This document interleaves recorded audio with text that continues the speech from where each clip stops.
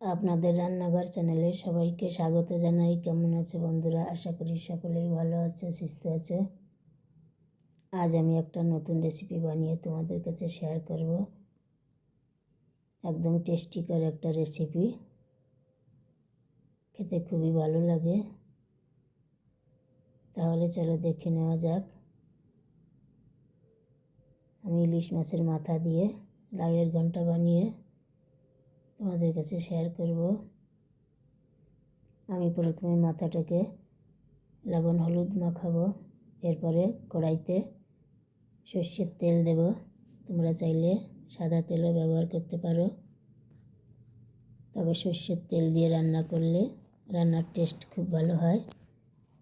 মাছের মাথাকে আমি ভেজে নেব ভালো করে, লাল করে। সামান্য তেল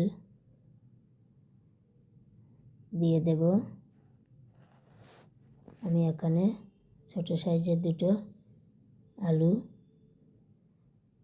কেটে ধুয়ে রেখেছিলাম। আলুটাকে একটু ভেজে নেব। একটু কাঁচা লঙ্কা বাটা দিয়ে দেব। আমি ফোড়নে দিয়েছি জিরা।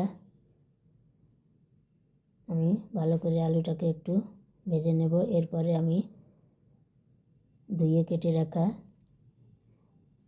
লাউগুলোকে দিয়ে দেব। পরিমাণ মতো লবণ হলুদ দেব আর নাড়াচাড়া দিয়ে ভালো করে মিশিয়ে নেব। একটা থালা দিয়ে আমি ঢেকে রান্না করব কয়েক মিনিট। ঢেকে দিলে তাড়াতাড়ি রান্না হয়ে যাবে এবং গলেও যাবে লাউটা। কয়েক মিনিট পরে ঢাকনাটা তুলে নেব। দেখো বন্ধুরা, লাউ থেকে জল ছেড়েছে।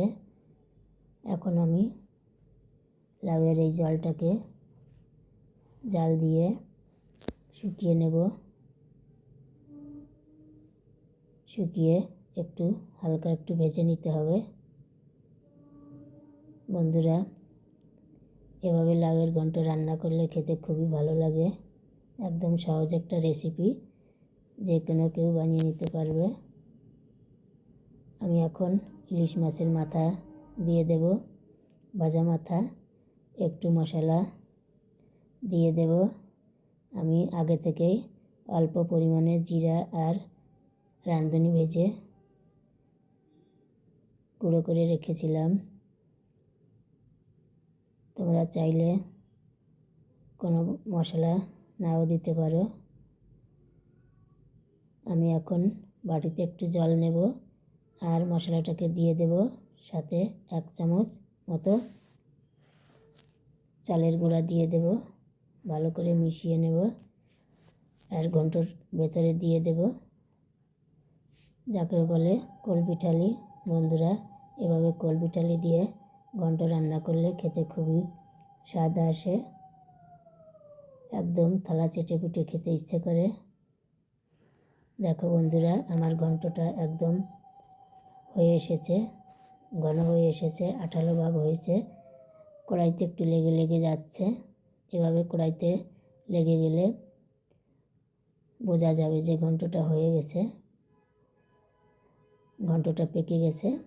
এখন আমি ভালো করে মিশিয়ে নিয়ে একটা থালাতে নামিয়ে নেব।